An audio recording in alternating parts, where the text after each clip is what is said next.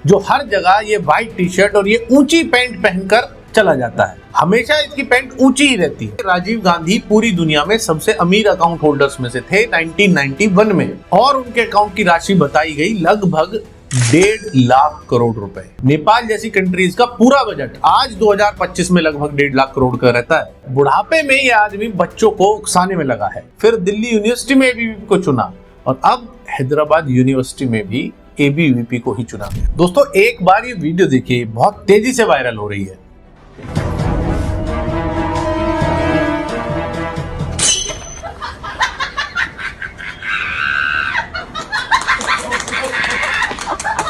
जी हाँ, ये एडिटेड जरूर है पर ये आज की रियलिटी को एकदम सही तरीके से दिखाता है। खैर, बुढ़ापे में ये आदमी बच्चों को उकसाने में लगा है। भारत की जेन जी से ये चाहता क्या है वो आपकी समझ में आ जाएगा इस वीडियो को देखने के बाद। पहले तो कोई ये बता दे कि ये कौन सा फैशन है भाई, जो हर जगह ये व्हाइट टी शर्ट और ये ऊंची पैंट पहनकर चला जाता है। हमेशा इसकी पैंट ऊंची ही रहती है। जैसे हमारे मिडिल क्लास फैमिलीज में पहले हुआ करता था कि बचपन में जब बच्चे की हाइट तेजी से बढ़ती है तो मम्मियां उसको छोटी पैंट पहना देती थी। कौन जल्दी जल्दी नए नए कपड़े खरीदेगा, पैंट खरीदेगा। तो क्या ये फोटो आपको गली के उसी पप्पू की याद नहीं दिलाती है? खैर, ये सब भारत की जनता के दिमाग से खेलने का एक नया तरीका है। रोज एक ही कलर के कपड़े पहनो, ऊंची पैंट पहन के दिखाओ, और ऊंची पैंट के पीछे क्या हो सकता है ये भी आप समझ ही रहे होंगे।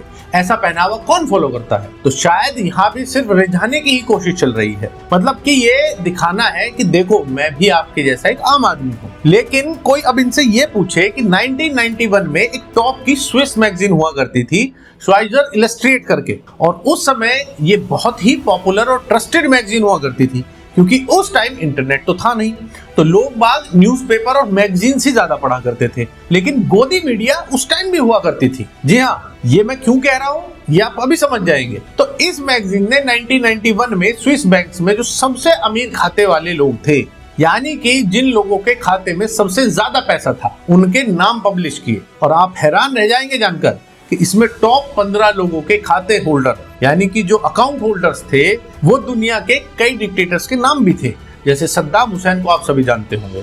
और इसी लिस्ट में नाम छपता है राजीव गांधी का, एज अ डिक्टेटर नहीं, as one of the richest account holders in Swiss bank. ये फोटो आप देख सकते हैं, उसी मैगजीन का है। यानी कि राजीव गांधी पूरी दुनिया में सबसे अमीर अकाउंट होल्डर्स में से थे 1991 में, और उनके अकाउंट की राशि बताई गई लगभग 1.5 लाख करोड़ रुपए। जी हाँ, 1.5 लाख करोड़। नेपाल जैसी कंट्रीज का पूरा बजट आज 2025 में लगभग 1.5 लाख करोड़ का रहता है। सोचिए 1991 के 1.5 लाख करोड़ कैसे रहे होंगे और आज की डेट में वो कितना पैसा है। और उसमें ये तक मेंशन था कि शायद राजीव जी के बाद इस अकाउंट का ओनर राहुल गांधी है जब वो 18 साल पूरे कर लेंगे, और उससे पहले उनकी पत्नी यानी सोनिया जी इस अकाउंट की मालकिन होंगी या केयर टेकर होंगी। वैसे ये हर बैंक का ही प्रोसीजर होता है, तो इसमें तो कोई हैरानी वाली बात नहीं है कि राजीव जी के बाद कौन उसका मालिक होना चाहिए। हैरानी की बात है कि 1991 में राजीव गांधी जी पर ये पैसा आया कहां से। मतलब अगर कोई मुझे ये बोले कि नेहरू जी रजवाड़ा फैमिली से थे तो भी उनकी संपत्ति इतनी नहीं थी, और अगर हो भी तो संपत्ति तो कोई बेची नहीं गई। भाई प्रॉपर्टी तो नेहरू जी की कोई बेची ही नहीं गई। जब प्रॉपर्टी नहीं बेची गई तो फिर ये इतना पैसा कहां से आया? इसका जवाब है किसी के पास? स्विस बैंक में तो लिक्विड कैश ही जमा हुआ होगा ना, और शायद जिसके आज के मालिक राहुल गांधी हैं। और आप ये जानकर चौंक जाएंगे, जब स्विस मैगजीन ने इसको पब्लिश किया उसके बाद भी इस बात की कानों कान खबर देश की जनता को नहीं लगी, क्योंकि उस समय सोशल मीडिया का दौर नहीं था और ना ही उसके ऊपर कोई कार्रवाई की गई। एक न्यूज चैनल में खबर नहीं आई। सोचिए कितना कंट्रोल्ड एनवायरनमेंट रहता होगा। इतनी बड़ी खबर जो पूरी दुनिया ने देखी, पर भारत में उस पर एक सवाल नहीं पूछा गया। किसी तरह की कोई जांच नहीं की गई। क्यों? क्योंकि सरकार भी नहीं की थी। खुद प्राइम मिनिस्टर थे राजीव गांधी।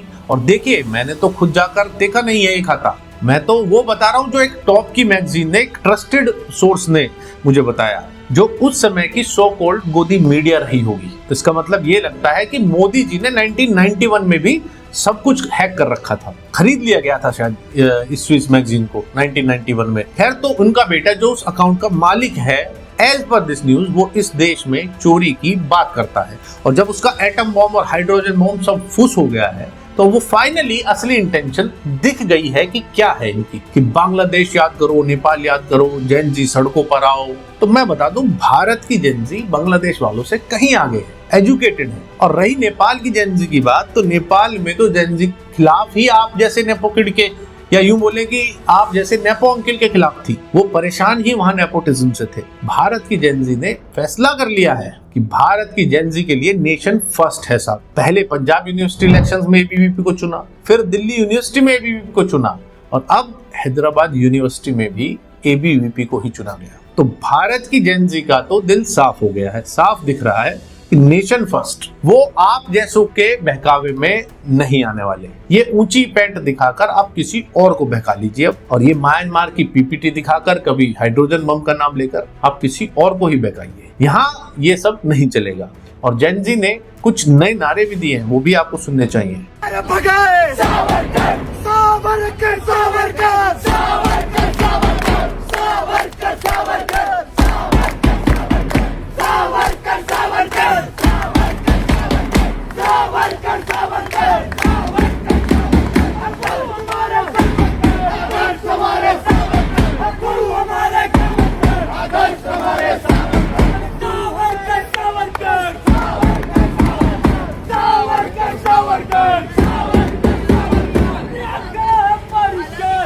वीडियो अच्छी लगी हो तो इसको शेयर करें, सच सब तक पहुंचना जरूरी है। और कमेंट करके बताएं कि आपका विचार क्या है, कौन है उस स्विस बैंक अकाउंट का मालिक, और कहां से आया होगा इतना पैसा, आपको क्या लगता है। और याद रहे, नेशन फर्स्ट ऑलवेज। जय हिंद।